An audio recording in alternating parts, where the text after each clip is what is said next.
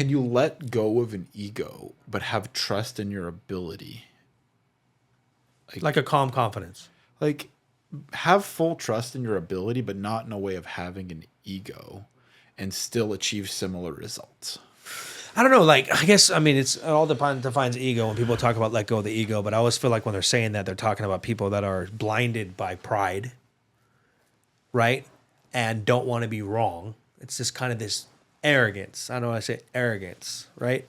This pompous attitude that even though I know I'm wrong, I'm not going to admit it because I don't want to admit that I'm wrong, and even to my own demise. Which, by the way, pride on the vibrational frequency scale is at about, I think, 175, which is lower. It's a negative vibration. Yeah. So Satan lives there at 175. So that's why he's so unhappy.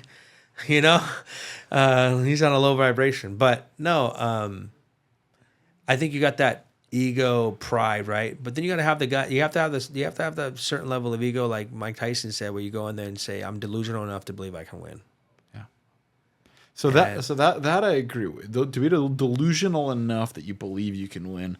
But there's some ego there, bro. But is that ego, or is that just is that just a delusional self-belief? I guess it just comes down to like what you define as ego. I don't know how to define it. Yeah. I just feel like, oh, he's egotistical. What are we saying? He's arrogant. You know, he's egotistical. He's full of himself. He doesn't listen. So, I feel like the word ego is just. Is it possible to say there's zero ego but 100% confidence?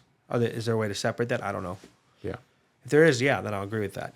I do believe that ego could maybe be an immature version of confidence because ego is like insecurity. Well, ego is a lower vibrational, yeah, kind of level or version of confidence. Right? I do know that if I were to look at my life from where it was 20 years ago to now, I have less ego and more confidence. Yeah, and more peace. When I go on stages, I'm not trying to prove myself to people that I can rap. I'm not trying to validate myself on stages with my ego and be respected by anyone. I already know what I'm capable of. Now, people can say that's ego. No. I have receipts. I'm good at what I do. I get paid for it. What's your mission when you go on stage? I believe every time I get an opportunity to speak to people like that, God's put me there. And I have no idea what people are going through.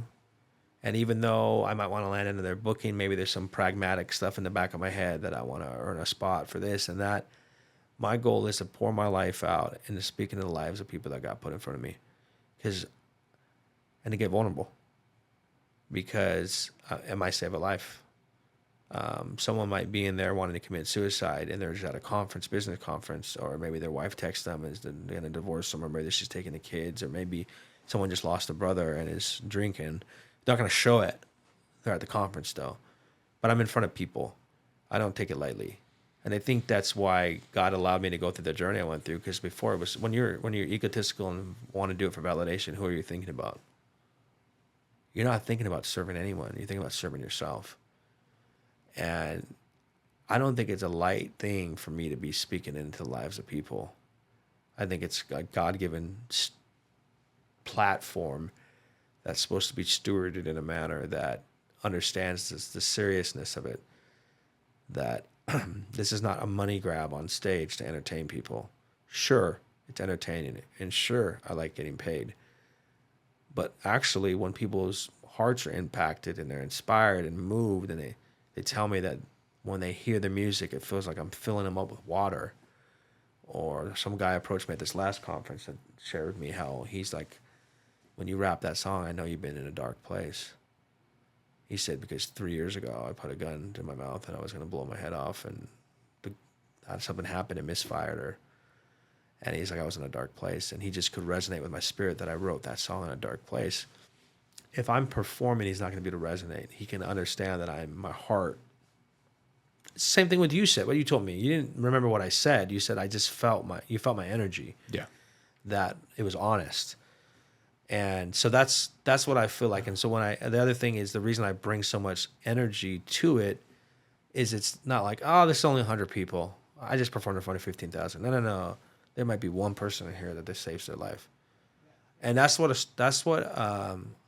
And that's what I would say if I looked at myself 20 years ago. I've changed in a lot of ways because no matter how big the stages are, my goal is to connect and pour into the lives of people.